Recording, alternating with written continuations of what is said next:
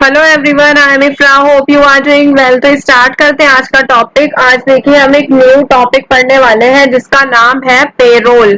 कि टैली में जो होता है पेरोल, उसका मतलब क्या होता है, क्यों यूज किया जाता है, उसमें क्या क्या चीजें हम पढ़ते हैं, किन चीजों का प्रैक्टिकल करते हैं, मतलब कि किसकी एंट्री करते हैं, ये सब चीजें हम पेरोल टॉपिक में पढ़ने वाले हैं। ये काफी इंपॉर्टेंट टॉपिक होता है, सभी कंपनीज में ये यूज होता है। ठीक है,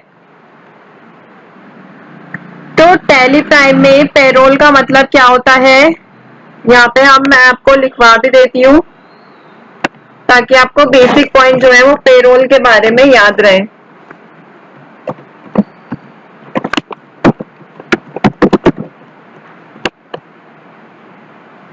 देखिए, टैली प्राइम में payroll refers to the module that helps manage all aspect related to employee salary, benefits, deduction, statutory compliance, ये सब चीजों से रिलेटेड होता है क्या, पेरोल।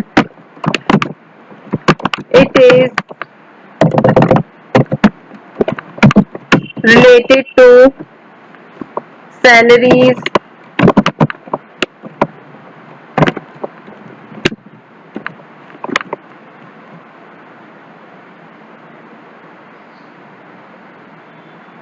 benefits।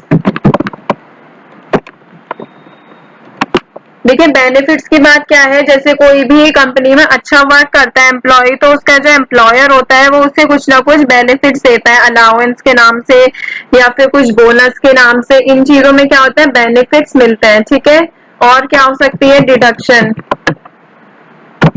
डिडक्शन से क्या मतलब है, डिडक्शन किस टाइप में होता है कि कोई एम्प्लॉय ज्यादा छुट्टी कर लेता है तो उसकी सैलरी यहाँ पे कट हो जाती है, मतलब कि डिडक्ट हो गई है। और कैसे हो सकता है डिडक्शन, जैसे कि अदर चार्जेस उस पर लगाए गए हैं, या फिर मतलब ये सब किस में आता है, पे हेड में आता है।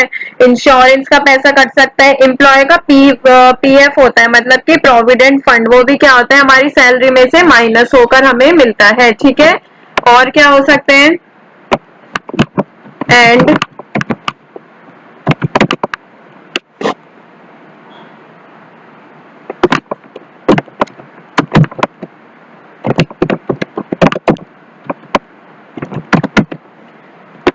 स्टेचुटरी कॉम्प्लियंसेस। अब देखिए इसका मतलब क्या होता है,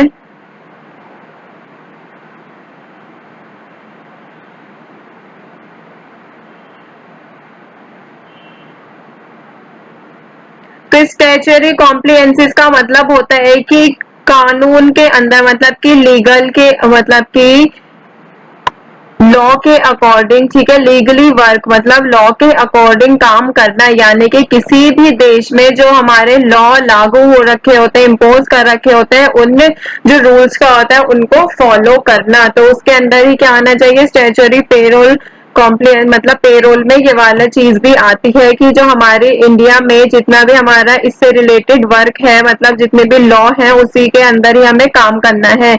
ये जरूरी होता है ताकि कोई भी कंपनी या फिर कोई भी पर्सन किसी भी तरह का लीगल एक्शन से बच सके। ठीक है, मतलब कि उसके ऊपर कोई भी कार्यवाही ना हो और सही तरीके से वो काम कर सके। ठीक है, इसमें क्या होता है, लाइसेंसिंग होती है, कोई भी लीगल रेगुलेशन इंक्लूड हो सकता है।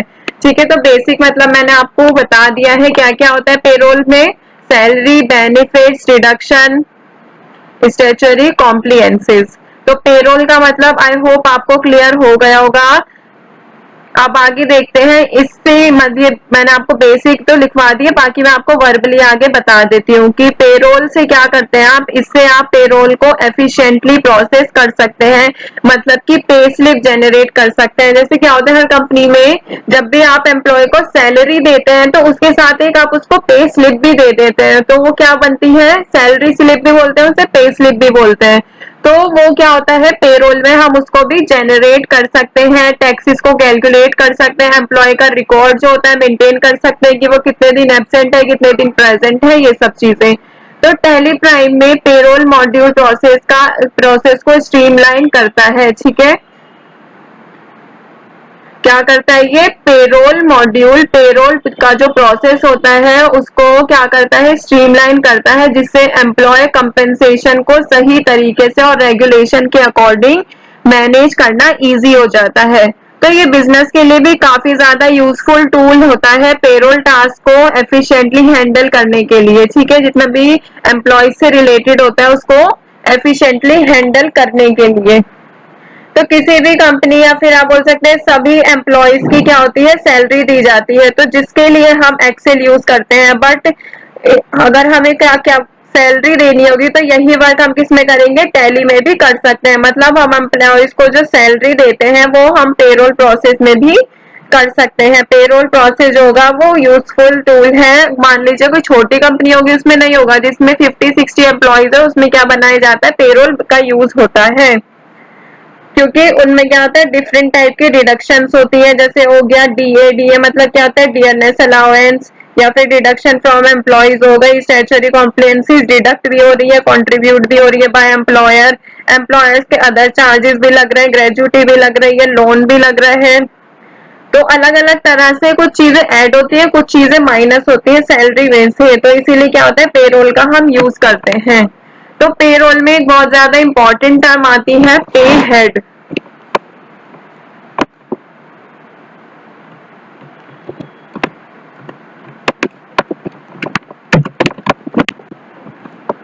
पे हेड जो होता है, सैलरी डिफरेंट टाइप की होती है, तो सैलरी होती है डिफरेंट पे हेड से मिलकर बनी होती है। तो देखिए पे हेड का मतलब समझते हैं कि यहाँ पे लिखते हैं pay head are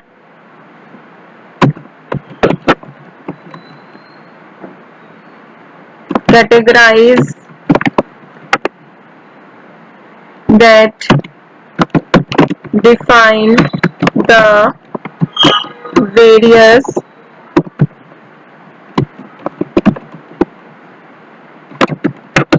components of an employee's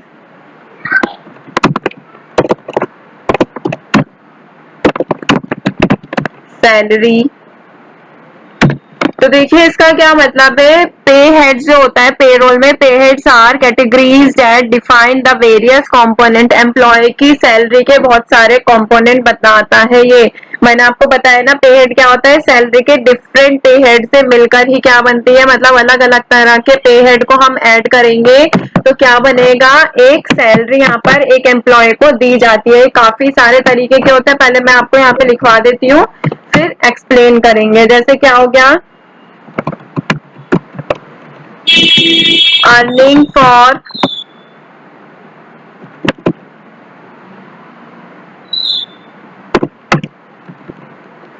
employ, ठीक है,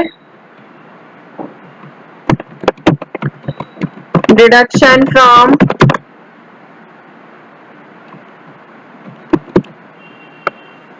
एम्प्लॉयर। फिर थर्ड ऐसे ही ले लेते हैं यहाँ पर, और क्या हो सकता है, एम्प्लॉय का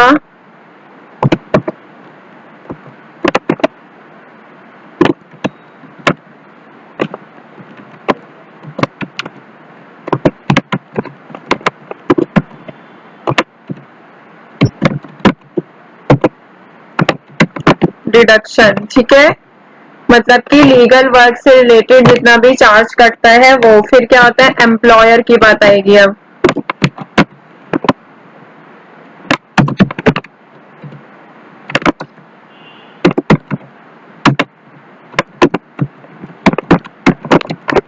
एम्प्लॉयर का कंट्रीब्यूशन। फिफ्थ क्या हो सकता है,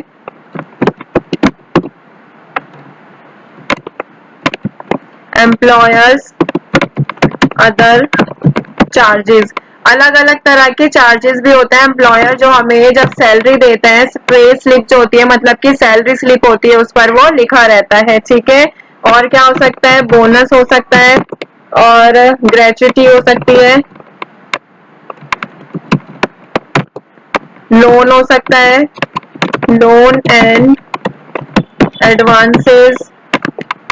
तो ये कुछ मैंने आपको यहाँ पर लिखे हैं। ये जो देखिए फर्स्ट और सेकंड पॉइंट है, अर्निंग फ्रॉम एम्प्लॉय या फिर डिडक्शन फ्रॉम एम्प्लॉय, तो ये क्या होता है, ये जो होता है मेन मतलब ज्यादातर यूज होता है कि एम्प्लॉय से क्या अर्निंग हुई है और उसकी सैलरी में क्या डिडक्शन हुआ है। तो ये सारी चीजें किसमें आती हैं, ये पे हेड में आती हैं।